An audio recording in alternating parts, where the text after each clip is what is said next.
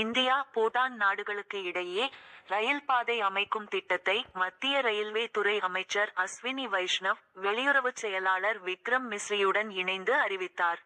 India Bhutan இடையே தற்போது ரயில் இணைப்பு இல்லை. இரு நாடுகளுக்கும் இடையே ரயில் சேவை ஏற்படுத்தும் திட்டம் தற்போது அறிவிக்கப்பட்டுள்ளது.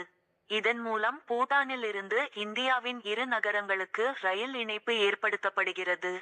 அசாமின் கோக்ராசார் பூட்டான் நாட்டின் கெலபு ஆகிய நகரங்களுக்கும் மேற்கு வங்கத்தின் பனாரத் பூட்டான் நாட்டின் சம்சே நகரங்களுக்கும் ரயில் இணைப்பு ஏற்படுத்தப்பட உள்ளது. மொத்தம் 89 கிலோமீட்டர் நீளம் கொண்ட இந்த ரயில் பாதை 4033 கோடி ரூபாயில் அமைய உள்ளது.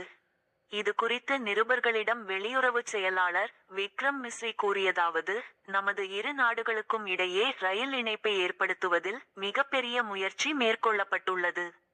இந்தியா பூட்டான் ஆகிய இரு நாடுகளுக்கு இடையே உள்ள உறவு கலாச்சாரம், வளர்ச்சி உள்ளிட்டவற்றை அடிப்படையாக கொண்டது.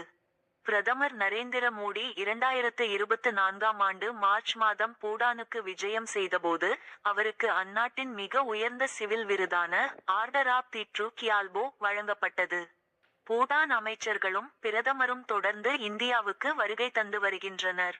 இந்தியா பூட்டானுக்கு அதிகமான உதவிகளை வழங்கி வரும் முக்கிய நாடாக இருந்து வருகிறது.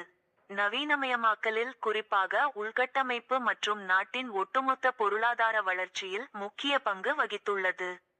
இவ்வாறு அவர் தெரிவித்தார். ரயில் சேவை முக்கியம். இது தொடர்பாக நிருபர்களிடம் மத்திய ரயில்வே துறை அமைச்சர் அஸ்வினி வைஷ்ணவ் கூறியதாவது, இந்தியா பூட்டான் ரயில்வே திட்டம் பூட்டானில் உள்ள கெலபு மற்றும் சம்சே ஆகிய இரண்டு முக்கிய நகரங்களை இணைப்பதை நோக்கமாக கொண்டுள்ளது. கோக்ராசார் ரயில் பாதை திட்டம் 4 ஆண்டுகளிலும் பனாரத் ரயில் பாதை 3 ஆண்டுகளிலும் அமைக்கப்படும். இந்த இணைப்பின் மூலம் இந்தியாவின் 1.5 லட்சம் கிலோமீட்டர் ரயில் பாதையுடன் பூட்டான் இணைக்கப்படும். பூட்டான் பொருளாதார வளர்ச்சி அடையவும் அந்நாட்டு மக்கள் உடனான உறவை வலுப்படுத்தவும் ரயில் சேவை முக்கியமானதாகும். இவ்வாறு அஸ்வினி வைஷ்ணவ் கூறினார்.